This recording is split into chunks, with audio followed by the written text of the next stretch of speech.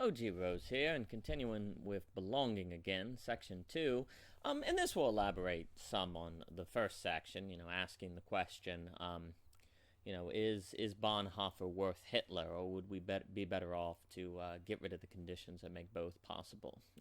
The paper argues that the character that James Hunter describes in his book, The Death of Character, to make that possible requires the same conditions, the particular exclusive communal conditions that does make possible Hannah Arendt's banality of evil, but these are also the conditions that make belonging possible, and we today are longing for belonging. There are reasons for that. I mean, in order for community to have any sort of weight, it has to have particularity.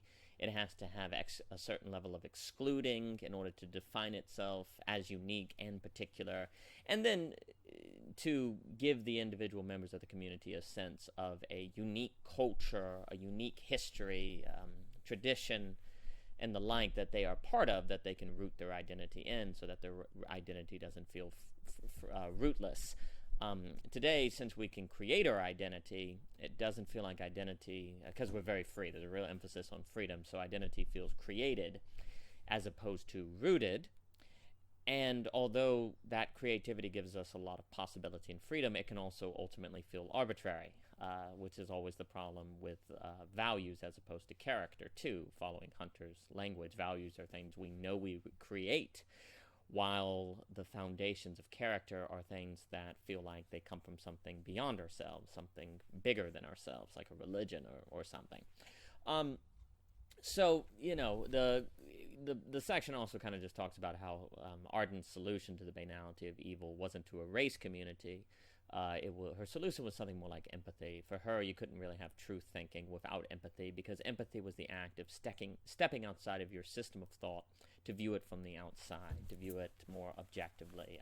In our paper, Critical Thinking, O.G. Rose, on critical thinking, we actually say that critical thinking is empathy. I mean, it pretty much is. I mean, we don't quite go that far, but it seems to be very close to it. Because to be critical of your thinking means that you're stepping outside of your thinking to be like a movie critic of it, and that would require an empathetic act to step out of your shoes into another person's shoes. And most of the time when people put on another person's shoes, what they do is like keep their shoes on and put another person's shoes over their shoes. They don't actually put the shoes on. They try to think about other people according to their worldview, as opposed to think about their own worldview through the worldview of another. So there's a lot of misunderstanding. So for Hannah Arendt, empathy has a way. With empathy, it would be possible to have community, belonging, character, and not have the negatives. But unfortunately, there seems to be something about community that tends in the direction of tribalism through time. And then we have to ask if the majority of people will develop empathy, and if not, in a democratic society, then we might not be able to get the benefits of community without also getting the negatives. So maybe then we're just better off without community, right? I mean, then we won't have to worry about the banality of evil, Hitler. We won't have Bonhoeffer or Thomas More, but we won't have Hitler. But then we have to ask if it's possible for humans not to be communal, to not be social, and of course they have to be social. So where does that place us? Maybe we should then be more intentional about community and go back to a more authoritative structure of community, or are we better off today with social arrangements, but not necessarily this authoritative community that puts restraints on the autonomous individual? And there's a lot of sociologists that talk about the waning of community. Bowling Alone by Putnam.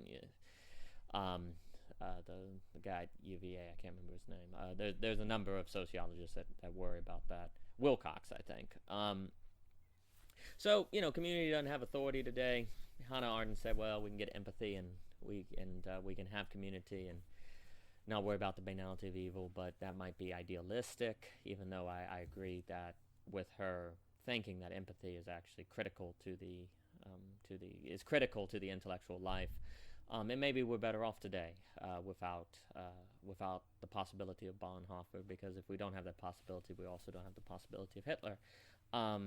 But we're going to see if it's so simple. It might be the case that if you don't have the conditions for community,